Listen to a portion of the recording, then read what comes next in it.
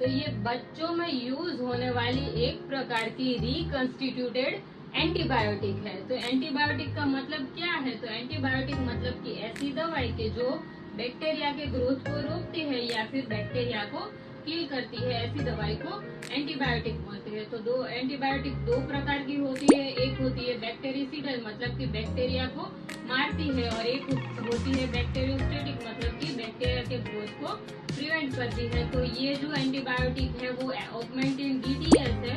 Augmentin DDS इसका brand name है, लेकिन इसका main active constituent amoxicillin and potassium clavulanate है। एमोक्सिसिलिन है वो एक प्रकार की बैक्टीरियासिडल एंटीबायोटिक है, और जो पोटेशियम क्लेवुलिनेट है वो उसके साथ इसलिए मिक्स किया जाता है ताकि वो उसकी इफेक्ट को बढ़ा सके।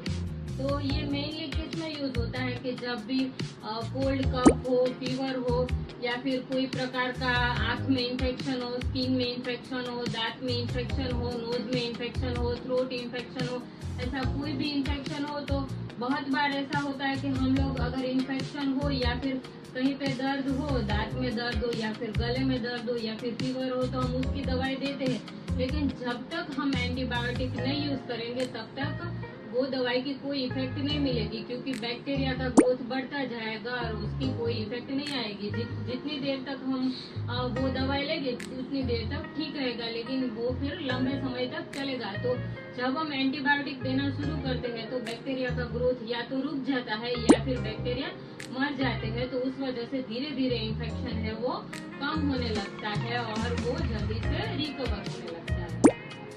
तो ये जो रिकंस्टिट्यूटेड एंटीबायोटिक है उसमें कुछ में डिस्टिल वाटर साथ में आता है और कुछ में इंस्ट्रक्शन दिया हुआ होता है कि आप पानी को गर्म करके ठंडा करके उसे मिक्स कर ले। तो सबसे पहले क्या करना है कि पूरा पानी है उसको नहीं डाल देना है, थोड़ा सा अमाउंट में पानी डालकर इसे अच्छे से सेक करके पहले तो दवाई को मिक्स कर लेना है। उसके बाद इसमें मार्क दिया हुआ होगा, उस मार्क तक आपको पानी भर के उसे अच्छे से सेक करके इस दवाई को यूज करना है। और मेन रिकंस्टिट्यूटेड प्रोडक्ट का एक खास ये है कि इसे सिर्फ 7 दिन तक मतलब कि 1 वीक के अंदर ही यूज करना है। उसके बाद जितनी भी दवाई बचती है उसे हमें तुरंत ही डिस्कार्ड करना है, उसे दूसरी बार तक रखना नहीं है यूज करने के लिए। तो मान लीजिए कि डॉक्टर ने आपको इस दवाई को 3 दिन के लिए 3-3 ml 2 बार लेने के लिए बोला है, तो आपने 18 ml यूज किया और बाकी की जो भी एंटीबायोटिक इसमें बचती है